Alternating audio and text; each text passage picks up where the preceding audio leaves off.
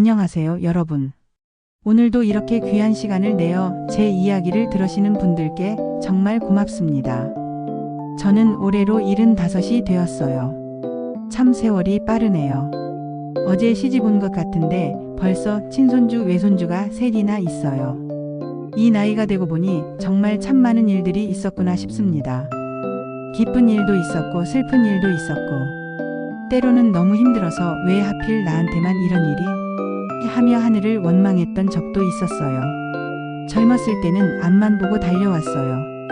시집와서 시부모님 봉양하고 아이들 키우고 남편 뒷바라지하고 하루하루가 정신없이 지나갔죠. 그때는 힘들다고만 생각했는데 지금 돌이켜보니 그 모든 일들이 다 의미가 있었던 것 같아요. 마치 하늘에서 미리 짜놓은 각본이 있었던 것처럼 말이에요. 여러분도 살아오시면서 이런 생각 해보신 적 있으실 거예요. 아, 이 사람과 만난 건 우연이 아니었구나 하는 그런 순간들 말이에요. 어떤 사람은 잠깐 스쳐 지나가기도 하고 어떤 사람은 평생을 함께하기도 하잖아요. 그런데 참 신기한 건 그 모든 만남이 다 이유가 있다는 거예요. 제 이야기를 시작하기 전에 좋아요와 구독 신청, 그리고 댓글과 알림 신청 부탁드립니다. 여러분의 응원이 좋은 영상을 만드는데 큰 도움이 된답니다. 저는 젊었을 때부터 사람들과의 인연을 참 소중하게 여겨왔어요. 고향에서 자랄 때부터 우리 어머니가 그러셨거든요. 남 도와주는 게 복이야. 어려운 사람 있으면 외면하지 말고 손 내밀어라. 그래서 시집 와서도 아이들 키우면서도 이웃들과 정을 나누며 살았어요. 시장에 가면 혼자 사는 할머니 반찬도 챙겨드리고 아이가 아픈 이웃이 있으면 우리 집 약통을 뒤져서라도 약을 찾아드리고 힘든 사람이 있으면 나서서 도와주고 기쁜 일이 있으면 함께 기뻐하고 그렇게 정을 주고받으며 살았던 것 같아요. 그때는 그게 당연한 줄 알았어요. 사람이라면 당연히 그래야 하는 거 아닌가 했죠. 우리 남편도 그런 저를 이해해 줬어요. 때로는 당신이 너무 남의 일에 나서는 거 아니냐고 걱정하기도 했지만 막지는 않았거든요. 그런데 나이가 들면서 점점 외로워지더라고요. 하나둘씩 먼저 가시는 분들도 생기고 자식들은 각자 바쁘게 살아가고 남편도 몇 년 전에 먼저 가고 나니 정말 세상에 혼자 남은 것 같은 기분이었어요. 특히 며느리와의 관계에서는 정말 많이 속상했어요. 처음에는 늦게나마 며느리를 얻게 되어서 얼마나 기뻤는지 몰라요. 우리 아들이 40이 다 되어서 결혼을 했거든요. 그동안 얼마나 걱정했는지. 주변에서 아들이 결혼 안 해서 걱정이죠. 라는 말만 들어도 가슴이 답답했어요. 밤에 잠자리에 누워서도 우리 아들 혼자 늙어가는 거 아닌가? 나중에 나라도 없으면 누가 옆에 있을까? 하는 생각에 잠을 못 이뤘을 정도였어요. 그래서 며느리가 처음 집에 인사 오던 날 정말 하늘이 무너질 만큼 기뻤어요. 이제야 우리 아들도 가정을 꾸리는구나. 좋은 며느리 만나서 행복하게 살았으면 좋겠다는 마음으로 정성껏 음식도 해서 대접하고 며느리한테도 우리 딸 하면서 예뻐했어요. 그런데 막상 며느리가 들어오고 나니 생각처럼 쉽지가 않더라고요. 세대 차이라고 해야 할까요? 저는 예전 방식대로 며느리를 대했는데 요즘 젊은 사람들은 생각이 다르더라고요. 저는 며느리가 와서 밥을 안 해주면 아이고 우리 아들 굶는다 하면서 걱정했는데 며느리는 요즘은 남편도 밥해요.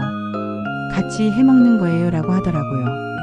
제가 보기에는 예의 없어 보이는 일들이 자꾸 생기고 며느리는 며느리대로 제가 간섭한다고 생각하는 것 같고 말 한마디 행동 하나하나가 서로에게 상처가 되었어요. 저는 며느리를 친딸처럼 생각해야지 하면서도 마음 한편으로는 우리 때는 시어머니 말씀을 무조건 들었는데 하는 섭섭함이 쌓여갔어요. 며느리도 저를 점점 부담스러워하는 게 보였고요. 하루는 제가 손주 옷을 사다 주면서 이런 옷 입히면 안 되나 했더니 며느리가 아이가 입기 싫어해요. 요즘 아이들은 자기 취향이 있어요 라고 하더라고요. 그 말 자체는 맞는 말이었는데 어투가 좀 차가웠어요. 저는 그냥 손주가 예뻐서 사다 준 건데 뭔가 거절당한 기분이었어요. 그런 일들이 계속 쌓이다 보니 아들까지 그 사이에서 힘들어하게 됐어요.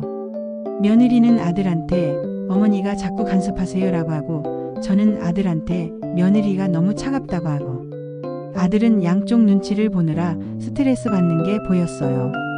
결국에는 연락도 뜸해지고 명절에나 얼굴 한 번 보는 사이가 되어버렸어요. 손주들이 있는데도 마음 편히 보러 갈 수 없는 상황이 되었죠. 전화를 걸고 싶어도 혹시 싫어하면 어떡하지? 하는 생각에 망설이게 되고 혼자 있는 시간이 많아지니까 자꾸 생각이 드는 거예요. 내가 뭘 잘못했을까? 왜 이렇게 됐을까? 하면서 후회도 많이 했어요. 때로는 내가 그렇게 간섭을 많이 했나? 며느리 입장에서는 부담스러웠을 수도 있겠구나 하는 생각도 들었고, 때로는 그래도 좋은 마음으로 한 건데 왜 그렇게 받아들일까 하는 원망스러운 마음도 들었어요. 밤에 잠 못 이루고 뒤척일 때가 많았어요. 남편이 살아있을 때는 그런 얘기라도 할 수 있었는데 혼자가 되니까 답답함을 털어놓을 곳도 없더라고요. 그런데 여러분, 세상 일이 참 신기하지 않나요? 우리가 예상하지 못한 곳에서 예상하지 못한 방식으로 인연이 이어지기도 하더라고요. 정말로 하늘이 무너져도 솟아날 구멍이 있다는 말이 맞는 것 같아요. 얼마 전에 있었던 일인데 정말 믿기 어려운 일이었어요. 만약 누가 미리 말해줬다면 설마 그런 일이 어디 있어? 드라마에서나 나오는 얘기지 했을 거예요. 하지만 실제로 일어난 일이거든요. 직접 경험한 일이라서 더욱 놀라웠어요. 그 일을 겪고 나니까 정말로 이 세상에는 우연이라는 게 없구나 싶었어요.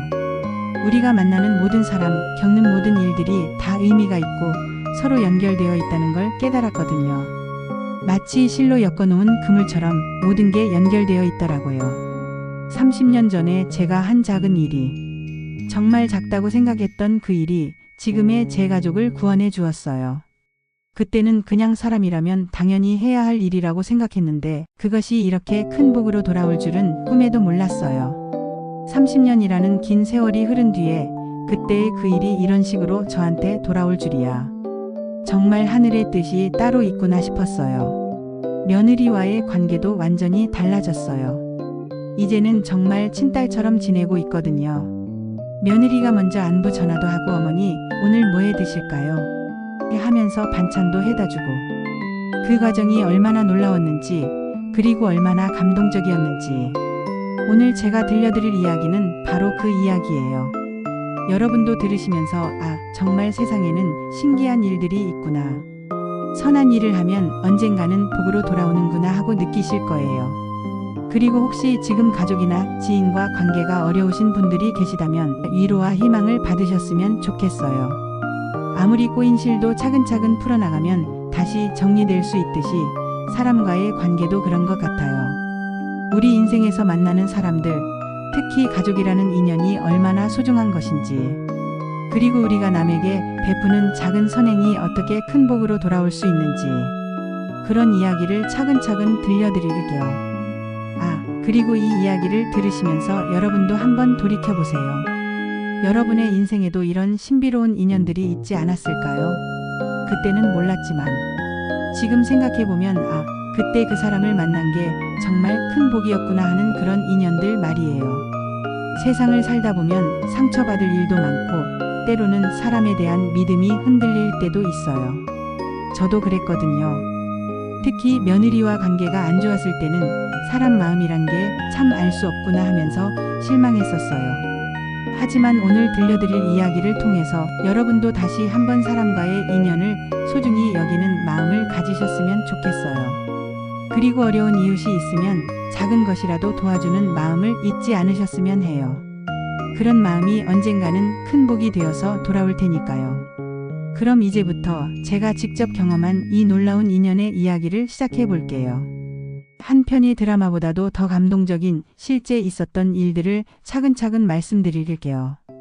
이제 본격적으로 제 이야기를 시작해 볼게요.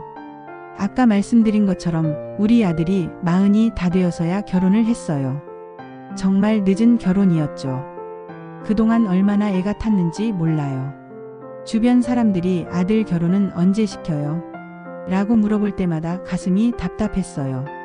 아직 인연이 안 닿았나 봐요 라고 대답은 했지만 속으로는 우리 아들이 뭔가 부족한가? 아니면 내가 뭘 잘못했나? 하는 생각에 밤잠을 설치곤 했거든요. 아들도 그런 저를 보면서 미안해 했을 거예요.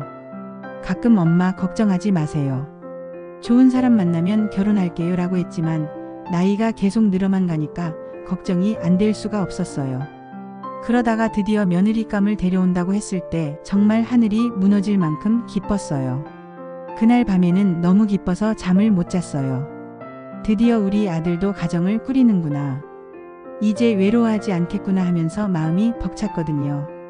며느리를 처음 만난 날이 아직도 생생해요. 35살이었는데 참 예쁘고 단정하더라고요. 목소리도 차분하고 인사도 정중하게 하고. 아이고 우리 아들이 좋은 사람 만났구나 싶어서 정말 기뻤어요. 그날 저녁에는 며느리가 좋아할 만한 음식을 정성껏 해서 대접했어요. 갈비찜도 하고 나물도 여러 가지 무치고 전도 부치고 손이 아플 정도로 많이 했어요. 며느리가 어머니 너무 많이 준비하셨어요. 감사합니다 라고 하는데 그 말이 얼마나 고마웠는지 몰라요. 결혼 준비할 때도 제가 나서서 이것저것 도와줬어요. 예단도 넉넉하게 해주고 혼수도 부족한 게 없도록 챙겨주고 우리 아들이 좋은 신랑이 되도록 며느리한테 부족함 없도록 하려고 정말 애썼어요. 결혼식 날에는 정말 감격스러웠어요. 우리 아들이 턱시도 입고 서 있는 모습을 보니까 눈물이 나더라고요. 드디어 우리 아들도 어른이 되었구나. 이제 책임감 있는 남편이 되겠구나 싶어서 가슴이 뭉클했어요. 신혼여행 다녀와서 며느리가 어머니 앞으로 잘 부탁드려요. 부족하지만 좋은 며느리가 되도록 노력하겠습니다 라고 인사하는데 제가 얼마나 기뻤는지 몰라요. 우리 딸 그런 말 하지 마. 우리 가족이 되었는데 뭘 하면서 며느리 손을 잡고 눈물을 흘렸어요. 그때는 정말 행복했어요. 이제 우리 집도 북적북적하겠구나. 며느리랑 같이 밥도 해먹고 이런저런 얘기도 나누고 하는 기대에 가슴이 부풀었거든요. 그런데 막상 결혼 생활이 시작되고 나니 생각했던 것과는 달랐어요. 처음에는 작은 것부터였어요. 며느리가 아침에 일어나는 시간이 저보다 늦더라고요. 저는 새벽 5시면 일어나서 밥하고 청소하고 하루를 시작하는데 며느리는 7시가 넘어야 일어나더라고요. 젊으니까 그럴 수 있지 하고 처음에는 이해했어요. 그런데 자꾸 그러니까 좀 섭섭한 마음이 들더라고요. 저는 며느리와 함께 아침을 준비하면서 하루를 시작하고 싶었는데 제가 혼자 다 해놓고 나면 며느리가 일어나는 거예요. 그래서 하루는 우리 딸 아침에 좀 일찍 일어나면 어떨까? 같이 밥도 하고 그러면서 얘기도 나누고 싶어라고 조심스럽게 말했어요. 그런데 며느리가 어머니 저는 원래 늦잠이 많은 편이에요. 그리고 직장에 다니느라 피곤해서요라고 하더라고요. 그 말 자체는 틀린 말이 아니었어요. 며느리도 직장에 다니고 있었으니까 피곤할 만도 했죠. 하지만 뭔가 제 마음을 헤아려 주지 않는 것 같아서 서운했어요. 또 다른 일도 있었어요. 저는 우리 전통 방식대로 살림을 하려고 했거든요. 김치도 직접 담그고 된장도 직접 담그고 반찬도 여러 가지 만들어서 냉장고에 가득 채워놓는 게 좋다고 생각했어요. 그래야 아들이 든든하게 먹을 수 있다고 생각했거든요. 며느리는 생각이 달랐어요. 어머니 요즘은 사서 먹는 것도 좋아요. 바쁜데 굳이 다 만들어 먹을 필요는 없는 것 같아요 라고 하더라고요. 그리고 제가 정성껏 만든 반찬들을 그다지 좋아하지 않는 것 같더라고요. 하루는 제가 애써 담근 김치를 며느리가 짜다고 하는 거예요. 그 말을 듣는 순간 가슴이 철렁했어요. 김치는 제가 자신 있게 담그는 거였거든요. 시어머니께서 가르쳐 주신 비법으로 담그는 김치라서 맛있다는 소리를 많이 들었는데 며느리가 짜다고 하니까 당황스러웠어요. 그럼 다음엔 덜 짜게 담글게라고 했는데 며느리가 아니에요. 저는 김치를 별로 안 좋아해요. 사 먹으면 돼요라고 하더라고요. 그 순간 정말 서운했어요. 제가 며느리 생각해서 정성껏 담근 건데 그렇게 말하니까 마음이 상했거든요. 그런 일들이 하나둘씩 쌓이기 시작했어요. 명절 때도 문제였어요. 저는 명절에는 가족이 다 모여서 전통 음식을 만들어 먹어야 한다고 생각했어요. 그래서 며느리한테도 우리 딸 명절 음식 만드는 것 배워둬야 해. 나중에 유용할 거야 라고 했어요. 그런데 며느리는 어머니 저는 요리를 잘 못해요. 그리고 일도 바빠서 라고 하면서 적극적으로 나서지 않더라고요. 제가 보기에는 며느리가 배우려는 의지가 없어 보였어요. 추석 때는 더 심했어요. 저는 며느리가 한복을 입고 차례상을 준비하는 걸 도와줬으면 좋겠다고 생각했는데 며느리는 불편해요라고 하면서 평상복을 입고 있더라고요. 그리고 차례 지낼 때도 절하는 방법을 잘 모르는 것 같았어요. 제가 이렇게 절해야 해라고 가르쳐 주려고 하면 며느리는 네, 알겠어요 라고는 하는데 뭔가 마지못해 하는 것 같더라고요. 그럴 때마다 우리 때는 시어머니가 가르쳐 주시면 고맙다고 했는데 하는 생각이 들었어요. 설날에는 더 큰 문제가 생겼어요. 친척들이 다 모이는 자리였는데 며느리가 음식 나르는 일을 잘 안 하더라고요. 저는 며느리가 적극적으로 나서서 어른들께 음식도 갖다 드리고 인사도 잘 하기를 바랐는데 며느리는 구석에 앉아서 조용히 있기만 하더라고요. 큰 시누이가 저한테 새 며느리가 좀 조용하네요 라고 하는데 저는 얼마나 민망했는지 몰라요. 며느리를 대신해서 아직 어색해서 그래요 라고 했지만 속으로는 왜 저렇게 소극적일까 하는 생각이 들었어요. 그날 밤에 아들한테 조심스럽게 말했어요. 우리 며느리가 좀 소극적인 것 같구나. 좀 더 적극적으로 나섰으면 좋겠는데. 그런데 아들이 엄마 아직 적응하는 중이에요. 시간이 필요해요 라고 하더라고요. 아들 말이 맞다고 생각하고 기다려봤어요. 시간이 지나면 며느리도 우리 집 분위기에 적응해서 더 가족같이 지낼 수 있을 거라고 생각했거든요. 그런데 시간이 지날수록 오히려 더 어려워지는 것 같았어요. 며느리는 점점 저와 거리를 두는 것 같더라고요. 제가 뭔가 조언을 하려고 하면 네, 알겠어요 라고는 하지만 실제로는 제 말을 잘 안 따르더라고요. 특히 손주 얘기가 나올 때가 제일 어려웠어요. 결혼한 지 1년이 지나도 아이 소식이 없으니까 주변에서 자꾸 손주 언제 보여주실 거예요? 라고 물어보더라고요. 저도 손주가 빨리 생겼으면 하는 마음이 있었거든요. 그래서 며느리한테 조심스럽게 우리 딸 아이는 언제쯤 생각하고 있어? 라고 물어봤어요. 그런데 며느리가 아직 생각해보지 않았어요. 좀 더 둘만의 시간을 갖고 싶어요 라고 하더라고요. 그 말을 들으니까 좀 서운했어요. 물론 신혼 때 둘만의 시간을 갖는 것도 중요하다는 걸 알지만 저로서는 빨리 손주를 보고 싶었거든요. 그리고 며느리 나이도 35이었으니까 너무 늦추면 안 되지 않나 하는 걱정도 있었어요. 그런 마음에서 아이는 빨리 낳는 게 좋아. 나이가 들수록 힘들어져라고 했는데 며느리 표정이 좀 굳어지더라고요. 어머니, 그런 일은 저희가 알아서 할게요 라고 하는데 목소리가 차갑게 느껴졌어요. 그때부터 뭔가 분위기가 이상해지기 시작했어요. 며느리가 저를 점점 부담스러워하는 게 보였거든요. 제가 뭔가 말을 하려고 하면 네라고 대답은 하지만 표정이나 분위기가 예전 같지 않더라고요. 저도 그런 며느리를 보면서 점점 서운해졌어요. 내가 며느리를 위해서 하는 말인데 왜 저렇게 받아들일까? 며느리를 친딸처럼 생각해서 하는 얘기인데 하는 생각이 들었거든요. 그러다 보니 아들도 그 사이에서 힘들어하기 시작했어요. 며느리는 아들한테 어머니가 자꾸 간섭하세요 라고 하고 저는 아들한테 며느리가 너무 차갑다고 하고 아들은 양쪽 눈치를 보느라 스트레스를 받는 게 보였어요. 결혼한 지 2년쯤 지났을 때 결정적인 사건이 일어났어요.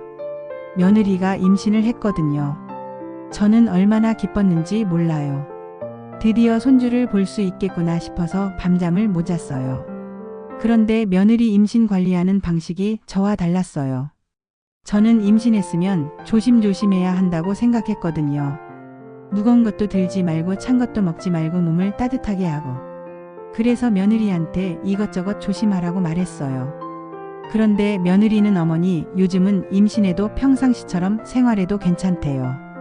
의사도 그렇게 말했어요 라고 하더라고요. 그리고 제가 이건 먹지 마, 저건 조심해라고 할 때마다 괜찮아요 라고 하면서 제 말을 잘 안 들었어요. 저는 며느리와 뱃속 아이가 걱정되어서 하는 말이었는데 며느리는 제가 간섭한다고 생각하는 것 같더라고요. 그럴 때마다 내가 왜 이런 소리를 들어야 하지? 며느리 걱정해서 하는 말인데 하는 생각에 마음이 상했어요. 그런 일들이 반복되면서 저와 며느리 사이는 점점 더 멀어져 갔어요. 며느리는 저를 피하는 것 같았고 저도 며느리한테 상처받는 일이 많아서 거리감을 느끼게 되었어요. 결국 손주가 태어난 후에도 상황은 나아지지 않았어요. 저는 손주 기르는 일에도 도움을 주고 싶었는데 며느리는 괜찮아요. 저희가 할게요 라고 하면서 저를 멀리하는 것 같았어요. 그렇게 몇 년이 지나면서 저희는 명절에나 만나는 사이가 되어버렸어요. 그것도 형식적으로만 만나는 그런 사이 말이에요. 저는 정말 외로웠어요. 손주들이 있는데도 마음 편히 만날 수 없는 상황이 되었으니까요. 그렇게 며느리와 소원해진 채로 보냈어요. 정말 외로운 시간이었어요. 남편도 없고 아들 가족과도 거리가 생기고 하루하루가 그냥 지나가는 것 같았어요. 혼자 사는 집은 참 적막했어요. 예전에는 아들이 가끔이라도 들러서 엄마 안녕하세요 하고 인사도 하고 손주 얼굴도 볼 수 있었는데 이제는 그런 일도 드물어졌거든요. 전화를 걸고 싶어도 혹시 귀찮아하면 어떡하지 하는 생각에 망설이게 되고 그러던 어느 날이었어요. 봄이 막 시작되는 4월 초였는데 뜻밖의 전화를 한 통 받았어요. 고향 향후에 총무를 맡고 있다는 분이었어요. 안녕하세요. 혹시 전라남도 해남 출신이신 김 선자님 맞으시죠? 저는 향후에 총무를 맡고 있는 사람입니다. 오랜만에 들어보는 고향 이름에 가슴이 설렜어요. 저는 20살까지 해남에서 자랐거든요. 그런데 시집 온 후로는 고향에 갈 일이 별로 없었어요. 부모님도 일찍 돌아가셨고 형제들도 각자 흩어져 살게 되면서 고향과 연이 끊어진 상태였어요. 네, 맞습니다. 해남이 고향이에요. 그런데 향후회가 있었나요? 네, 서울 거주 해남 북평면 출신들의 모임이에요. 한 달에 한 번씩 만나서 고향 이야기도 나누고 서로 안부도 묻고 그래요. 이번에 명단을 정리하다가 어머님 성함을 발견해서 연락드렸어요. 혹시 시간 되시면 이번 모임에 참석해 보시지 않으실래요? 생각해보니 고향 사람들을 만난 지가 정말 오래됐더라고요. 젊었을 때는 바빠서 나이 들어서는 연락이 끊어져서. 그런데 이렇게 향후회가 있다는 걸 알게 되니까 갑자기 고향이 그리워지더라고요. 언제 어디서 모이는 건가요? 이번 주 토요일 오후 2시에 강남 쪽 한정식 집에서 모여요. 주소 알려드릴게요. 어머님 같은 분들이 오시면 정말 좋을 텐데요. 연세 있으신 분들의 옛날 이야기 들으면 젊은 사람들도 좋아하거든요. 그 말을 듣고 나니까 마음이 움직이더라고요. 요즘 집에만 있다 보니까 답답했는데 고향 사람들을 만나서 옛날 이야기라도 할 수 있다면 좋을 것 같았어요. 그럼 한번 가볼게요. 그런데 저처럼 나이 많은 사람이 가도 될까요? 아, 그런 걱정은 마세요.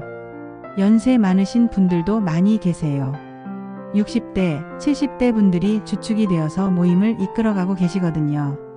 어머님 오시면 정말 반가워하실 거예요. 그렇게 해서 오랜만에 외출 준비를 하게 됐어요. 뭘 입고 갈까 옷장을 뒤지면서도 설렜어요. 언제부터 이렇게 외출이 설레는 일이 됐나 싶더라고요. 예전에는 어디든 자주 나갔었는데 나이가 들고 혼자가 되니까 집에만 있게 되더라고요. 토요일 오후 오랜만에 정장을 차려입고 향후의 모임 장소로 향했어요. 강남까지 가는 길이 낯설기도 하고 새로운 사람들을 만난다는 긴장감도 있었지만 한편으로는 기대도 됐어요. 한정식 집에 도착해서 향후의 모임이라고 하니까 직원이 안내해줬어요. 문을 열고 들어가는데 벌써 20명 정도가 모여 있더라고요. 나이대도 다양했어요. 50대부터 80대까지. 새로운 분이 오셨네요. 안녕하세요. 한 분이 반갑게 인사해 주셨어요. 총무님이었나 봐요. 그리고 다들 반갑게 인사해 주시더라고요. 갑자기 부끄러워졌어요. 안녕하세요. 저는 해남 북평면 땡땡이에서 태어난 김선자입니다. 오늘 처음 참석하게 됐어요. 아, 땡땡이. 저희 할머니가 거기 출신이에요. 땡땡이면 우리 옆 동네 아니에요. 벌써 몇 분이 반가워하시더라고요. 역시 고향 사람들은 다르다는 생각이 들었어요. 처음 보는 사람인데도 이렇게 반가워해 주시니까 마음이 따뜻해졌어요. 자리에 앉아서 소개를 하는 시간이 있었어요. 각자 어느 동네 출신인지, 언제 서울에 왔는지, 지금 뭘 하고 있는지 그런 이야기들을 나누는데 정말 오랜만에 듣는 해남 사투리가 반가웠어요. 저는 해남읍에서 태어났는데 시집 올 때까지 북평면에서 살았어요. 그때는 시골이 지금처럼 개발이 안 되어 있었죠.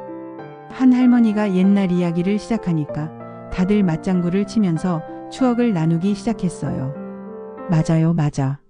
그때는 장날이면 사람들이 얼마나 많이 모였는지. 겨울에 연탄불 피우고 고구마 구워 먹고. 그런 이야기들을 듣고 있으니까 어릴 때 기억들이 하나둘씩 떠올랐어요. 어머니가 밥하는 모습, 아버지가 논일하러 나가는 모습, 형제들과 함께 놀던 모습. 정말 오랜만에 생각나는 추억들이었어요. 그런 이야기들을 듣고 있으니까 어릴 때 기억들이 하나둘씩 떠올랐어요. 친구들과 함께 놀던 모습도 정말 오랜만에 생각나는 추억들이었어요. 그 중에서도 가장 많이 생각나는 건 영희와의 추억이었어요. 영희는 저와 같은 마을에서 자란 친구였거든요. 저보다 1살 어렸는데 정말 친한 사이였어요. 어릴 때부터 항상 붙어 다녔고 학교도 같이 다니고 비밀도 같이 나누고. 영희는 참 똑똑한 아이였어요. 공부도 잘하고 그림도 잘 그리고 노래도 잘하고. 마을에서 제일 예쁘다는 소리도 들었죠. 저는 영희가 부러우면서도 자랑스러웠어요. 그런 친구가 제 친구라는 게 말이에요. 시집 올 때까지 영희와는 정말 돈독한 사이였어요. 저희 결혼식에도 와줬거든요. 그때 영희가 언니 행복하게 살아요. 나도 언니처럼 좋은 사람 만나서 결혼할 거예요 라고 했던 말이 아직도 기억나요.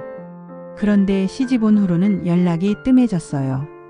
처음에는 편지도 주고받고 했는데 점점 서로 바빠지면서 소식이 끊어진 거예요. 저는 아이 키우느라, 영희는 서울로 올라와서 일하느라. 그렇게 몇십 년이 지났어요. 가끔씩 영희 생각이 날 때면 영희는 잘 살고 있을까? 결혼은 했을까? 아이는 있을까? 하는 궁금증이 들었지만 연락할 방법을 몰라서 그냥 궁금해만 했어요. 그런데 오늘 향후에 와서 옛날 이야기를 나누다 보니까 영희 생각이 더욱 많이 나더라고요. 혹시 영희도 서울에 살고 있다면 이런 모임에 나올 수도 있을 텐데 하는 생각이 들었거든요. 그러다가 한 분이 제게 물어보시더라고요. 어머님은 언제 서울에 오셨어요? 저는 1973년에 시집 왔어요. 그때는 정말 아무것도 몰랐었죠. 해남에서 서울까지 오는 것도 큰 일이었거든요. 아, 그때면 서울이 지금과는 완전히 달랐을 텐데요. 그럼요. 지금은 상상도 못할 만큼 달랐어요. 우리 시어머니 따라서 동대문 시장에 가면 사람이 너무 많아서 길을 잃을까 봐 무서웠어요. 그런 이야기를 나누고 있는데 갑자기 한 젊은 남자분이 제게 다가오시더라고요. 혹시 어머님 성함이 김선자님 맞나요? 그리고 해남 북평면 출신이시고요. 깜짝 놀랐어요. 저를 아는 분인가 싶어서 자세히 보니까 처음 보는 얼굴이더라고요. 그런데 어떻게 제 이름을 아실까 싶어서 의아했어요. 네, 맞는데요. 그런데 저를 어떻게 아세요? 그분이 조심스럽게 말씀하시더라고요. 저는 최영수라고 합니다. 혹시 최영이라는 분을 아세요? 저희 누나인데요. 그 순간 가슴이 철렁했어요. 영희의 동생이라고? 영희에게 동생이 있었나? 그런데 생각해보니까 영희가 막내가 아니었어요. 남동생이 하나 있었는데 저보다 훨씬 어려서 별로 기억이 안 났거든요. 어머, 영희 동생. 정말요? 영희는 어떻게 지내요? 오랜만에 소식을 들을 수 있겠네요. 그런데 그 순간 영수 씨 얼굴이 어두워지는 게 보였어요. 뭔가 좋지 않은 소식인가 싶어서 가슴이 두근거리기 시작했어요. 저희 누나 얘기를 들으려고 이 모임에 나왔어요. 누나가 항상 김선자 언니 얘기를 하셨거든요. 정말 친한 친구였다고, 언니 덕분에 많은 도움을 받았다고. 영희가 저 얘기를 했다고요? 정말요? 그런데 영희는 지금 어디에 살아요? 연락처 좀 알 수 있을까요? 그런데 영수 씨가 고개를 떨구면서 말을 못하고 있더라고요. 그 모습을 보는 순간 정말 안 좋은 예감이 들었어요. 영희가 어떻게 됐나요? 영수 씨가 한참을 머뭇거리다가 조용한 목소리로 말했어요. 누나가 5년 전에 교통사고로. 그 말을 들은 순간 머릿속이 하얘졌어요. 영희가 죽었다고? 그게 무슨 말이에요? 영희가 갑작스러운 교통사고였어요. 더 이상 들을 수가 없었어요. 갑자기 눈물이 쏟아지기 시작했어요. 방금까지만 해도 영희를 만날 수 있다는 기대에 가슴이 설레었는데 갑자기 세상이 무너지는 것 같았어요. 영희의 어릴 때 모습이 주마등처럼 스쳐 지나갔어요. 같이 뛰어놀던 모습, 같이 공부하던 모습, 같이 꿈을 키우던 모습. 그 모든 게 이제는 추억이 되어버렸어요. 주변 분들이 놀라서 물과 휴지를 가져다 주셨지만 눈물을 멈출 수가 없었어요. 어머님 괜찮으세요? 영수 씨가 걱정스러운 목소리로 물어봤지만 대답할 수가 없었어요. 그날 모임은 그렇게 끝났어요. 다들 저를 위로해 주셨지만 마음은 너무나 무거웠어요. 오랜만에 기쁜 마음으로 나왔다가 이런 소식을 듣게 되다니. 집으로 돌아가는 길에도 계속 눈물이 났어요. 왜 그동안 연락 한 번 못했을까? 만약 연락했더라면 영희를 한 번이라도 더 볼 수 있었을 텐데 하는 후회가 밀려왔거든요. 집에 도착해서도 잠을 잘 수가 없었어요. 영희 생각만 계속 나는 거예요. 그 친구가 어떻게 살았을까? 마지막에 힘들지는 않았을까? 그런 생각들이 머릿속을 맴돌았어요. 그런데 그때는 몰랐어요. 영희와의 인연이 그리고 그날 향후의 모임이 제 인생을 완전히 바꿔놓을 거라는 걸. 30년 전에 제가 영희에게 한 일이 이렇게 돌고 돌아서 다시 저에게 돌아올 거라는 걸. 정말 세상 일은 알 수가 없는 것 같아요. 기쁜 마음으로 나갔다가 슬픈 소식을 듣게 되고 그 슬픈 소식이 결국에는 큰 기쁨으로 바뀌게 될 줄이야. 그때는 상상도 못했거든요. 그날 밤 영희를 그리며 울고 난 후 며칠 동안 마음이 정말 무거웠어요. 영희와의 어릴 때 추억들이 자꾸만 떠올랐거든요. 그런데 계속 생각해 보니까 이상한 점이 하나 있었어요.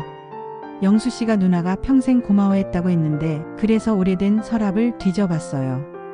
혹시 영희와 주고받았던 편지가 남아있을까 싶어서요. 한참을 찾다 보니까 정말 낡은 편지 몇 통이 나오더라고요. 편지를 읽어보니까 기억이 조금씩 되살아났어요. 영희가 결혼한 후에 보낸 편지들도 있더라고요. 그중 하나는 이런 내용이었어요. 언니, 나 딸을 낳았어. 정말 예쁜 딸이야. 이름은 민정이라고 지었어. 예쁘고 착한 아이로 자랐으면 좋겠어. 그때까지만 해도 기쁜 내용이었어요. 그런데 언젠가부터 편지 분위기가 달라졌어요. 언니, 우리 딸 민정이가 아파. 태어날 때부터 심장에 구멍이 있다고 해. 의사 선생님이 수술을 받아야 한다고 하는데 수술비가 너무 많이 들어서 걱정이야. 그 편지를 보는 순간 30년 전 기억이 선명하게 떠올랐어요. 맞다, 영희 딸이 심장병이 있었어. 어떻게 그런 중요한 일을 잊고 있었을까 싶었어요. 영희야, 아이가 아프다니 얼마나 걱정되겠어. 우리도 부모라서 내 마음을 알겠어.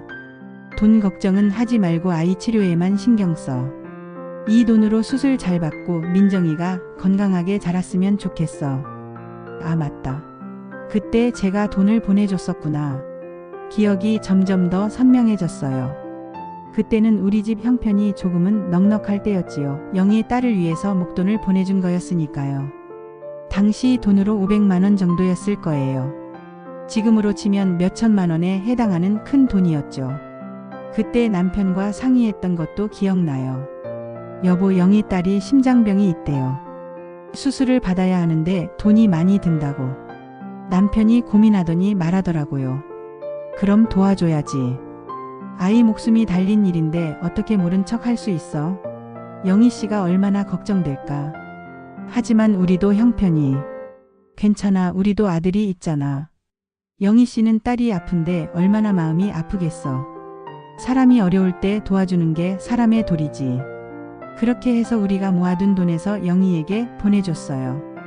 그때 우리로서는 정말 큰 결단이었어요.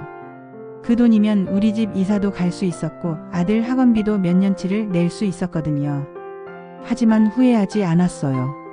아이 목숨이 걸린 일인데 돈이 아까워서 못 본 척 할 수는 없었으니까요.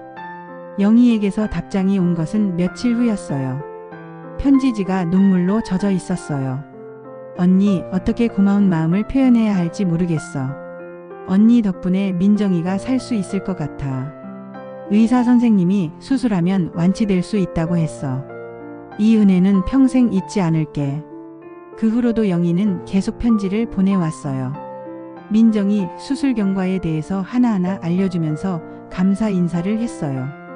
언니, 첫 번째 수술이 성공했어. 의사 선생님이 잘 되었다고 하셨어. 하지만 몇 개월 후에 또 수술을 받아야 한대. 언니 덕분에 희망이 생겼어. 언니, 두 번째 수술도 잘 끝났어. 민정이가 많이 좋아졌어. 이제 조금씩 웃기도 하고 밥도 잘 먹어. 정말 기적 같아. 아마 한 번이 아니라 한두 번 더 돈을 줬던 것 같아요. 언니, 드디어 마지막 수술까지 다 끝났어. 의사 선생님이 이제 완전히 괜찮다고 했어. 정상 아이들과 똑같이 뛰어놀 수 있다고. 언니가 아니었으면 우리 민정이는 이 세상에 없었을 거야. 그런 편지들을 받을 때마다 저도 정말 기뻤어요. 마치 제 딸이 낳은 것처럼 기뻤거든요. 그리고 정말 잘했구나 하는 뿌듯함도 있었어요. 그런데 그 후로는 영희와의 연락이 점점 뜸해졌어요. 민정이가 건강해지면서 영희도 안심이 됐을 테고 일상에 바빠졌을 거예요. 저도 마찬가지였고요. 가끔씩 민정이는 잘 크고 있을까 하는 생각이 들긴 했지만 연락할 방법을 찾지 못했어요. 그렇게 세월이 흘러서 30년이 지났고, 그런데 지금 생각해보니까 정말 신기한 게 그 민정이가 지금 몇 살일까 하는 생각이 들더라고요. 30년 전에 어린 아이였으니까 지금은 30대 후반 정도 됐을 텐데, 그때 영희가 보낸 편지 중에 이런 내용도 있었어요. 언니, 민정이가 이제 잘 걸어다녀. 정말 건강한 아이가 됐어. 나중에 이 아이가 크면 언니한테 꼭 인사시킬 거야. 언니가 자기 생명의 은인이라고 말해줄 거야. 그 편지를 다시 읽으니까 가슴이 뭉클했어요. 영희가 그때 얼마나 고마워했는지, 그리고 그 아이가 지금 어떻게 살고 있을지, 그런 생각을 하다 보니까 궁금증이 더욱 커졌어요. 영수 씨에게 전화를 해서 물어볼까 하는 생각도 들었지만 괜히 사생활을 침해하는 건 아닌가 싶어서 망설여졌어요. 그런데 그때 생각이 든 게 영희가 마지막에 언니를 만나고 싶다고 했다는 영수 씨 말이었어요. 혹시 민정이 얘기를 하려고 했던 건 아닐까? 30년 전 그 일을 다시 생각해 보니까 정말 큰 일이었구나 싶었어요. 아이 목숨을 구한 일이니까요. 그때는 그냥 당연히 해야 할 일이라고 생각했는데 영희에게는 정말 큰 은혜였겠구나. 그리고 또 생각해 보니까 제가 그때 민정이를 도왔던 것처럼 세상에는 모르는 사이에 누군가를 돕고 또 누군가에게 도움을 받으면서 사는 게 아닐까 싶었어요. 혹시 나도 모르는 사이에 누군가의 도움을 받고 있는 건 아닐까? 세상은 결국 서로 돕고 사는 곳이니까 제가 남을 도운 것처럼 저도 누군가의 도움을 받을 수 있을 거라는. 그런데 그때는 정말 몰랐어요. 30년 전 제가 구한 그 민정이가 지금 제 며느리라는 걸. 그리고 제가 베푼 그 선행이 이렇게 놀라운 방식으로 저에게 돌아올 거라는 걸. 정말 세상 일은 신기한 것 같아요. 우리가 뿌린 씨앗이 언제 어떤 방식으로 싹을 틔울지 모르는 30년이라는 긴 세월을 거쳐서 이런 기적 같은 일이 일어날 줄이야. 그날 밤 영희와 민정이를 생각하며 잠자리에 들었어요. 영희야, 내 딸 민정이는 잘 자랐을 거야. 내가 그렇게 사랑으로 키웠는데 하면서 말이에요. 그런데 곧 제가 상상도 못한 놀라운 진실을 알게 될 줄이야. 정말 하늘이 내려준 기적 같은 인연을 만나게 될 줄이야. 그렇게 며칠을 영희와 민정이 생각에 빠져 있는데 영수 씨에게서 또 전화가 왔어요. 어머님, 안녕하세요. 지난번에 향후회에서 만났던 영수입니다. 아, 영수 씨. 안녕하세요. 요즘 영희 생각을 많이 하고 있어요. 어머님, 혹시 시간 되시면 뵙고 싶어서 전화드렸어요. 사실 어머님께 더 자세히 말씀드리고 싶은 얘기가 있거든요. 무슨 얘기요? 저희 누나에 대한 이야기요. 그리고 민정이에 대한 이야기도 있고요. 민정이 이야기라니? 갑자기 가슴이 두근거렸어요. 30년 전 제가 도운 그 아이에 대한 소식을 들을 수 있다는 생각에 말이에요. 그럼 언제 만날까요? 내일 오후에 어떠세요? 제가 어머님 댁 근처로 갈게요. 그렇게 해서 다음날 오후 영수 씨와 다시 만나게 됐어요. 영수 씨는 두꺼운 봉투를 하나 들고 왔더라고요. 어머님, 안녕하세요. 오늘은 누나가 남겨놓은 물건들을 가져왔어요. 영희가 남긴 물건이요? 네. 사실 제가 지난 몇 년간 외국에 있었거든요. 누나가 돌아가셨을 때도 못 들어왔었어요. 코로나 때문에 입국이 어려웠거든요. 아, 그래서 그동안 소식을 못 들으셨구나. 네. 그래서 최근에야 귀국해서 고향 집의 물건을 정리하다 보니까 어머님과 관련된 물건들이 조금 나왔어요. 영수 씨가 봉투에서 오래된 편지들을 꺼냈어요. 30년 전에 제가 영희에게 보낸 편지들이었어요. 누나가 이 편지들을 정말 소중하게 보관하고 있었어요. 그리고 이것도 있어요. 영수 씨가 꺼낸 건 사진첩이었어요. 민정이 어릴 때 사진들이 가득 들어있더라고요. 이 사진들을 보세요. 민정이가 수술받기 전 모습이에요. 사진 속의 민정이는 정말 작고 약해 보였어요. 얼굴도 파랗고 숨쉬는 것도 힘들어 보이는. 그런데 이건 수술 받은 후 사진이에요. 수술 후 사진의 민정이는 완전히 달랐어요. 얼굴에 혈색도 돌고 웃는 모습도 밝고. 정말 다행이었네요. 그런데 민정이는 지금 어떻게 지내고 있어요? 그것 때문에 어머님께 말씀드리고 싶었어요. 영수 씨가 조심스럽게 말을 꺼냈어요. 민정이가 지금 정말 건강하게 잘 살고 있어요. 3년 전에 결혼도 했고요. 정말요? 그럼 영희는 결혼식을 보지 못했겠네요. 네, 안타까운 일이죠. 그런데 제가 그때 외국에 있어서 참석을 못했거든요. 최근에야 민정이 결혼 이야기를 자세히 들었어요.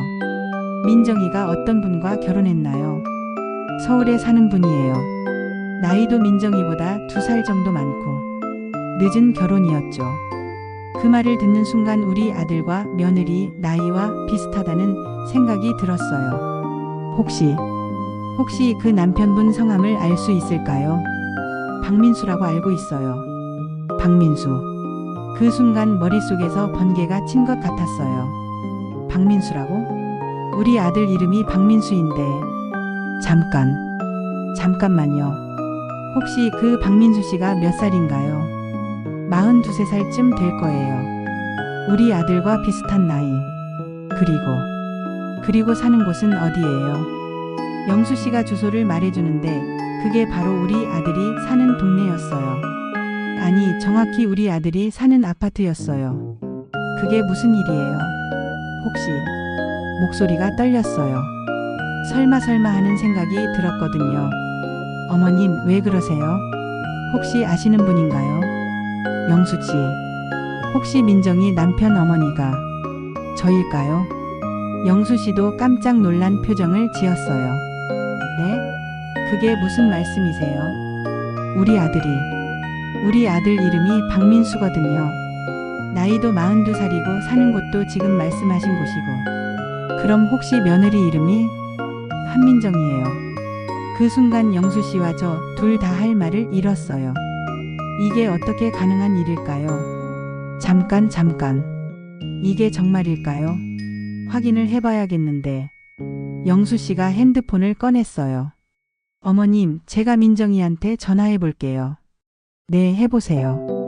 영수 씨가 전화를 걸었어요. 그런데 그 번호가 우리 며느리 번호와 똑같더라고요. 여보세요, 민정아? 삼촌이야. 아, 삼촌. 안녕하세요. 잘 지내고 계시죠? 전화기 너머로 들려오는 목소리가 바로 우리 며느리 목소리였어요. 분명히 우리 며느리였어요.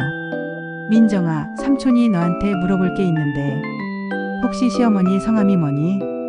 김선자세요. 왜요? 김선자. 바로 제 이름이었어요. 영수 씨가 저를 바라보더니 눈을 크게 떴어요. 정말 믿을 수 없다는 표정으로요. 그리고 시어머니 연세는 75살이세요. 75 제 나이였어요. 민정아, 혹시 지금 시간 있니? 삼촌이 너한테 꼭 만나서 할 얘기가 있어. 무슨 얘기인데요? 전화로는 하기 어려운 얘기야. 너 지금 어디 있어? 집에 있어요. 그럼 삼촌이 지금 갈게. 남편도 있니? 남편은 회사에 있어요. 괜찮아. 삼촌 혼자 갈게. 그리고 민정아, 혹시 시어머니도 계시니? 아니요, 시어머니는 따로 살고 계세요. 그렇구나. 그럼 삼촌이 시어머니도 모시고 갈게. 네? 시어머니를요? 왜요? 너한테 정말 중요한 얘기가 있어. 30분 후에 갈게. 전화를 끊고 영수 씨가 저를 바라봤어요. 어머님, 이게 정말 현실인가요? 30년 전에 어머님이 구해주신 그 민정이가 지금 어머님 며느리라고요? 저도 믿을 수가 없었어요. 이런 일이 어떻게 가능하지? 그럼 제가 30년 전에 도운 그 아기가 자라서 제 며느리가 됐다는 건가요? 그런 것 같아요. 이름도 같고 나이도 맞고 남편 이름도 같고 사는 곳도 같고 우연의 일치라기에는 너무 정확해요. 머릿속이 복잡했어요. 그럼 우리 며느리가, 제가 그렇게 소원하게 지냈던 며느리가 바로 제가 생명을 구해준 그 아이였다고? 그럼 이제 민정이한테 가서 이 사실을 알려줘야겠네요. 네, 그래야겠어요. 그런데 어머님, 민정이가 이 사실을 알면 어떤 반응을 보일까요? 글쎄요. 아마 굉장히 놀랄 거예요. 그리고 미안해할 것 같아요. 생명의 은인을 알아보지 못했으니까. 그때까지만 해도 저는 며느리가 어떤 반응을 보일지 상상만 했어요. 하지만 곧 직접 확인하게 될 거였죠. 어머님, 그럼 지금 가볼까요? 네, 가봐요. 그렇게 해서 우리는 며느리 집으로 향했어요. 30년 만에 밝혀지는 놀라운 진실을 알리기 위해서요. 길을 가면서도 계속 가슴이 벌렁벌렁했어요. 이게 정말 현실인가? 30년 전에 제가 구한 그 작은 아기가 자라서 제 며느리가 되었다니. 그리고 또 생각해보니까 며느리의 여러 행동들이 이해가 되기 시작했어요. 가끔 가슴을 만지는 모습, 건강검진을 받을 때 심장을 특별히 신경 쓰는 모습, 어려운 이웃을 도와주는 마음씨. 모든 게 연결되고 있었어요. 30년이라는 긴 세월을 거쳐서 이렇게 놀라운 진실이 밝혀지고 있었던 거예요. 정말 신기한 일이에요, 어머님. 이런 일이 실제로 일어날 수 있다니. 그러게요. 정말 하늘이 내려준 기적 같아요. 그렇게 며느리 집에 도착했어요. 그리고 곧 모든 진실이 밝혀질 거였어요. 여기서 잠깐, 여러분 혹시 아직 좋아요, 구독, 알림 신청하지 않으셨다면 다시 한번 요청드려요. 여러분의 응원이 좋은 영상을 만드는데 큰 도움이 된답니다. 이야기를 계속 이어가 볼게요. 영수 씨와 함께 며느리 집으로 가는 길에 가슴이 계속 두근거렸어요. 30년 만에 밝혀지는 이 놀라운 진실을 며느리가 어떻게 받아들일까? 그리고 그동안 우리 사이가 좋지 않았는데 이 사실을 알고 나서 어떻게 될까? 며느리 집 앞에 도착했을 때 영수 씨가 말했어요. 어머님, 민정이가 처음에는 많이 놀랄 거예요. 차근차근 설명해줘야 할 것 같아요. 네, 그래야겠어요. 영수 씨가 초인종을 눌렀어요. 민정아, 삼촌이야. 문 열어줘. 네, 잠깐만요. 문이 열리면서 며느리가 나왔어요. 그런데 저를 보더니 깜짝 놀란 표정을 짓더라고요. 어머니? 어떻게 여기까지? 민정아, 우리 들어가서 얘기하자. 거실에 앉았는데 며느리가 계속 어리둥절한 표정이었어요.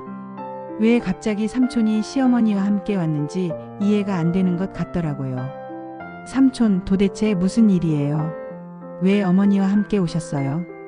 영수 씨가 천천히 말을 시작했어요. 민정아, 삼촌이 너한테 정말 중요한 얘기를 해줄게. 처음에는 믿기 어려울 수도 있어. 무슨 얘기인데요? 먼저 물어볼게. 너 어릴 때 심장병으로 수술 받은 거 기억하지? 네, 기억해요. 그 수술비를 누가 도와줬는지 아니? 엄마 친구분이 도와주셨다고 들었어요. 엄마가 항상 말씀하셨어요. 그분 덕분에 제가 살 수 있었다고. 엄마가 정말 고마워하셨어요. 그때까지도 며느리는 아무것도 모르는 상태였어요. 자신 앞에 앉아있는 시어머니가 바로 그 친구라는 걸. 영수 씨가 조심스럽게 말했어요. 민정아, 그 친구분이 바로 너희 시어머니야. 그 말을 듣는 순간 며느리 얼굴이 하얗게 변했어요. 네? 그게 무슨 말씀이세요? 정말이야.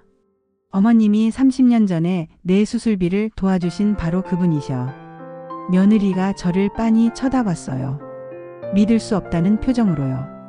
정말요? 어머니가? 저도 목소리가 떨렸어요. 민정아, 정말이야. 내가 그때 그 아기였구나.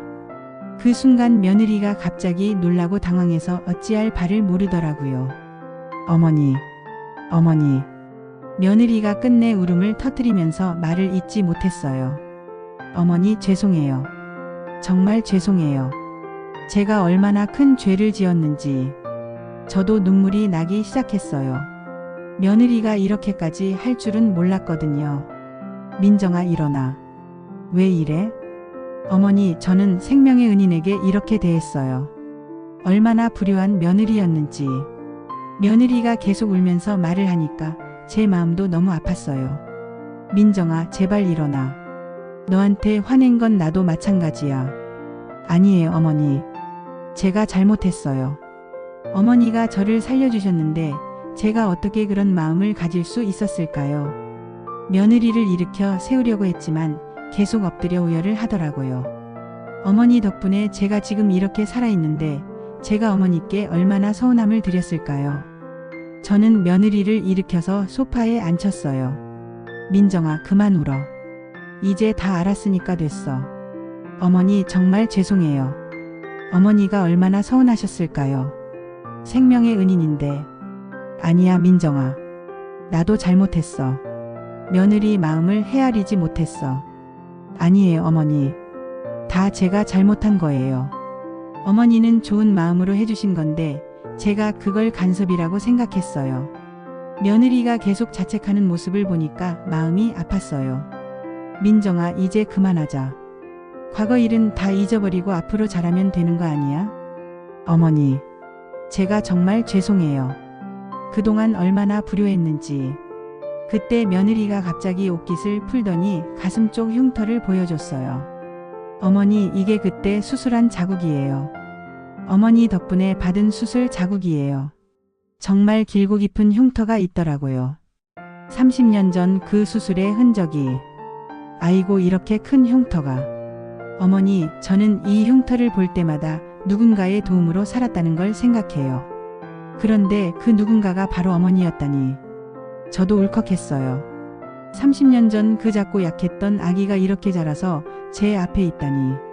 민정아, 내가 건강하게 자란 것만으로도 나는 충분히 행복해. 어머니, 앞으로는 정말 잘할게요. 어머니께 효도하면서 살게요. 효도는 무슨? 우리 그냥 가족처럼 지내자. 그때 영수 씨가 말했어요. 민정아, 너희 엄마가 얼마나 기뻐하실까. 하늘에서 보고 계시면 정말 안심하실 거야. 네, 엄마한테도 정말 죄송해요. 며느리가 또 울기 시작하자 저는 며느리를 꼭 안아줬어요. 민정아, 이제 그만 울어. 내 엄마도 우리가 이렇게 만난 걸 보면 기뻐할 거야. 어머니. 며느리가 제 품에 안겨서 한참을 울었어요. 아이까지 있는 애엄마가 어린아이처럼 울더라고요. 어머니, 저 정말 몰랐어요. 어머니가 그런 분이신 줄. 나도 몰랐어. 내가 그렇게 소원하게 지낸 며느리가 바로 내가 살린 그 아이였을 줄이야. 우리는 그렇게 한참을 안고 울었어요. 30년 만에 만난 기적 같은 인연에 대해서, 그리고 그동안의 오해와 서운함에 대해서. 어머니, 앞으로는 정말 잘할게요. 어머니를 친어머니처럼 모실게요. 민정아, 그런 말 하지 마. 우리 그냥 편하게 지내자. 그런데 갑자기 현관문 열리는 소리가 들렸어요. 우리 아들이 퇴근한 모양이었어요. 민정아, 나왔어. 엄마는 왜 여기 계세요? 아들이 거실에 들어오더니 깜짝 놀란 표정을 지었어요. 민정이가 울고 있고 저도 눈물을 흘리고 있으니까 놀랄만 했죠. 무슨 일이에요? 왜 다들 울고 계세요? 영수 씨가 대신 설명해 줬어요. 박서방, 앉아봐. 정말 놀라운 이야기를 해줄 테니까. 아들도 모든 이야기를 듣고 나서 정말 놀라더라고요. 정말요? 민정이가 그때 그 아기였다고요? 네, 정말이에요. 아들도 눈물을 흘렸어요. 엄마. 정말 신기한 일이네요. 이런 일이 실제로 일어날 수 있다니. 그러게. 정말 하늘이 내려준 기적 같아. 그날 저녁 우리는 처음으로 진짜 가족 같은 시간을 보냈어요. 며느리가 저녁을 차려주고 아들이 맥주를 사와서 건배를 하고. 어머니 정말 감사해요. 어머니가 아니었으면 저는 이 자리에 없었을 거예요. 민정아, 제발 이제 그런 말 하지 마. 이제 우리 가족이잖아. 네, 어머니. 앞으로는 정말 좋은 며느리가 될게요. 그날 밤 모두 헤어지는 길에 영수 씨가 말했어요. 어머님, 누나가 하늘에서 보고 있다면 정말 기뻐할 거예요. 그러게요. 영희도 이제 마음 놓을 수 있겠어요. 정말 신기한 하루였어요. 아침에는 상상도 못했던 일이 저녁에 현실이 되었으니까요.